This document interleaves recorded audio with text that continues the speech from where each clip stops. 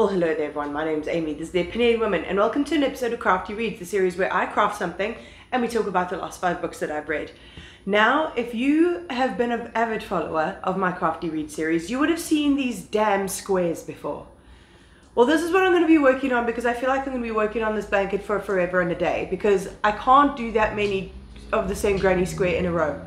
So I do this in between other projects. So I am in between things at the moment. I need to stock up on yarn, but I don't really have the money to buy yarn, so I'm just working on stuff that I already have the supplies for. So yeah, but going back to some more daisy squares. I'm using my 5mm crochet hook and some nice chunky yarn. So that is what I'm going to be doing while we talk about some good old books. So let's get into it. Starting off weird, we've got, whoa, whoopsie. Wait, I need to start the ambiance. Today's scent is a blend called Relax from Clicks.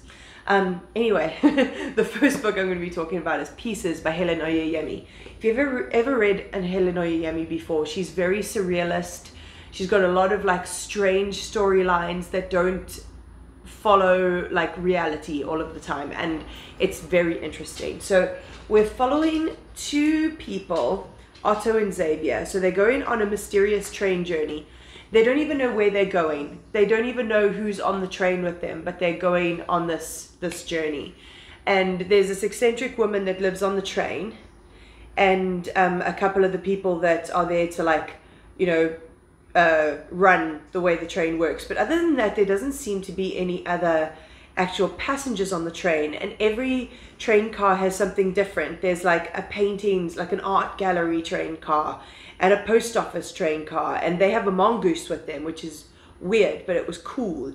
And they get to know the like strange lady that is on this train and why she's there. Wait, I just want to make sure that my dog is not digging up my lawn because there's mole holes. Nana, thank you. And this character, what was his name, pops up. Prem, this man called Prem, and there's a very strange relationship between the woman Ava and this character Prem, and they come to discover the weird relationship and why, even though they don't know this man. He's like a complete mystery, but we learn a lot about this relationship, and then strange happenings happen, and then the end is really surreal and weird.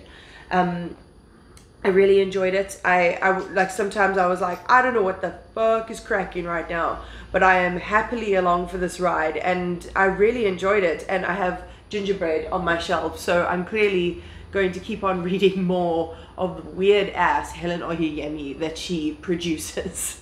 Then I read Beartown by Fredrik Backman. I've been wanting to read this book for ages, and I'm glad I picked it up on audio. I got it from Libby. Let me count these stitches. Wait a second. 1, 2, 3, 4, 5, 6, 7. I don't need one more. So Beartown is based around, it's a very, very small town in the forest, and it's like really known as being a hockey town.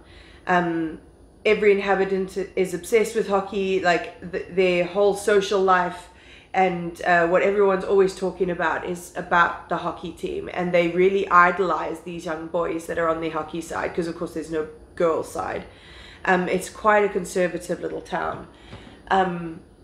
And then one day, just before this big final that's happening, a player rapes a girl at a party, and shit starts to hit the fan. Oh dear, talking about shit hitting the fan. Oh dear. Because then we're thrust into this tiny town, having idolized these people, and now getting confronted with something, and who's going to trust the girl, who's going to trust him. Like, it's her word against his. It's really heartbreaking. It's absolutely heartbreaking. And Fredrik Backman is really good at it. The whole vibe is very sad. Like, it was really hard for me to get through such a long book that has such a somber atmosphere about it. but the way that the characters were written and the way that we dot between different characters of different circumstances really gives it like a really well-rounded story. And I really enjoyed the way it ended. There were certain parts of it, obviously, that I really was not happy with, but it was meant to be that way, you know.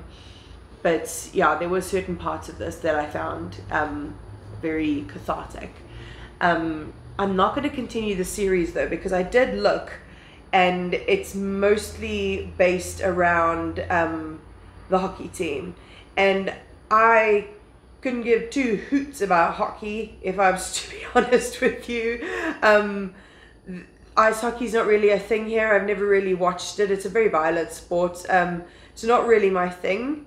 So that was the parts of it, even though like the story was based around this hockey team, it was more the stories of the people that I enjoyed, not the stories of the actual team. If it was football, like soccer, then I would be more interested, but I am not an ice hockey girly, so I'm not going to be reading the rest of them. But Fredrik Backman is wonderful. I love his writing. Oh, and the translation, this was written in Swedish, so the translation was by Neil Smith. Then the next two books I'm not going to talk about in too much depth, because I have done a whole vlog about it that I will link below. As you're watching this, the vlog came out on Monday, if you're watching this on time, so it's a video before this one. If you just want to go along and have a look, shameless self-promotion, it's a good video. I enjoyed it.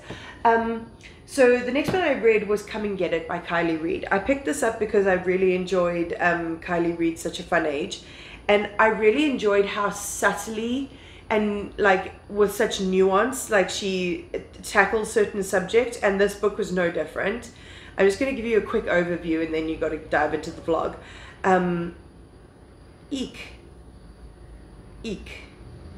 Stitches.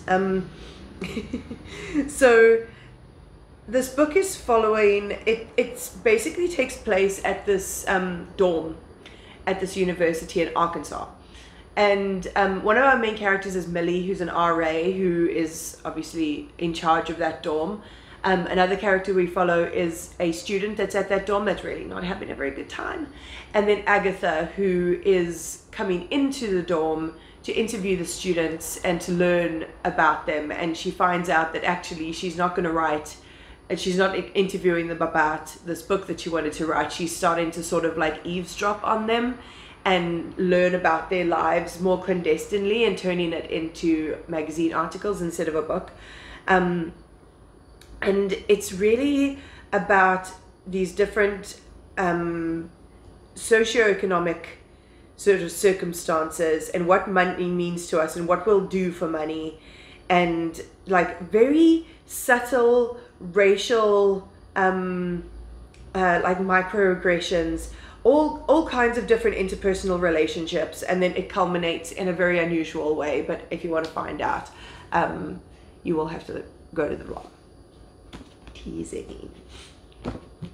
Then for the same vlog, I read Hang the Moon by Jeanette Walls. I love Jeanette Walls' writing. I've not read The Glass House yet, but I have read The Silver Star. Yes, The Silver Star. Really enjoyed it. And this had the same kind of setting.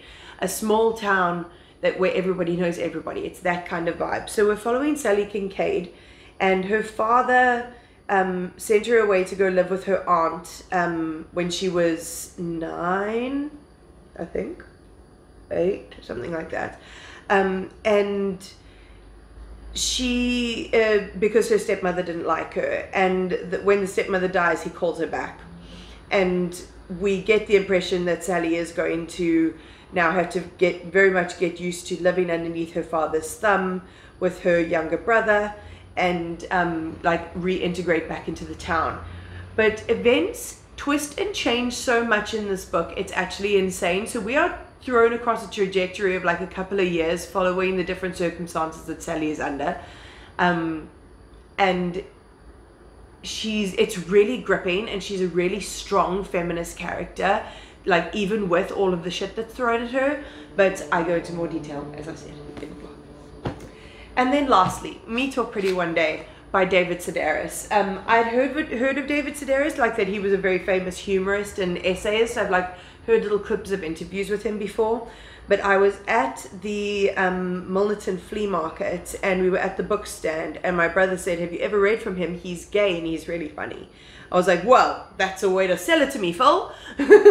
So I picked it up and I really enjoyed it. I actually absolutely raced through it.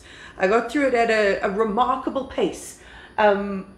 And it's just basically funny essays about his life. It's very observational, mostly about his education. There's a hilarious part where he introduces a chapter saying that he went to art school and was introduced to conceptual art and methamphetamines.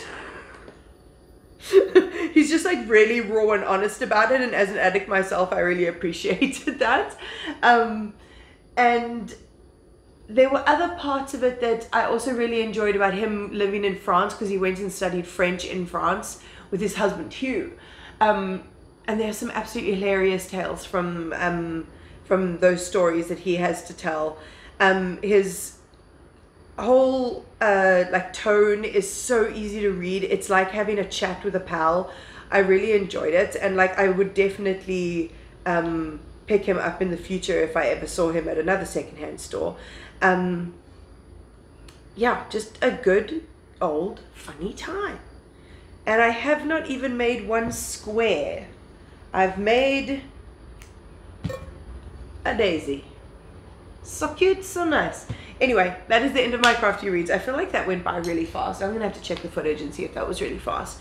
But if you like my content, my Instagram and my TikTok are linked down below, along with my Kofi link, which is a one-time tip jar if you ever want to support my channel. But other than that, like, comment, subscribe, all of that fun stuff. And I'll check you next time.